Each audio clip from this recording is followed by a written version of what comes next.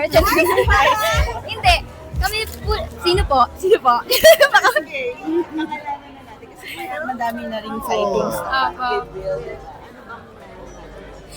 Actually, yung relationship po namin ngayon ni Will, parang mas nagiging deep po, mas nakikilala ko pa siya. Kasi si Will is someone na inconsistent sa akin after PBB. And hanggang ngayon, sobrang consistent niya po sa akin na mag-pursue.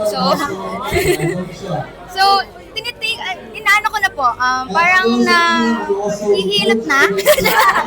Pero yeah, mag-pursue po. Ha? Sorry pa? Praying po ako kasi una sa lahat, even before PBB, pangarap ko na po yung makatrabaho siya. Kasi hinahangaan ko po siya eh. Magaling talaga siya na actor. So, gusto ko po siya makatrabaho. In rate of 1 to 10, nasa na yung level ng closeness nyo ngayon?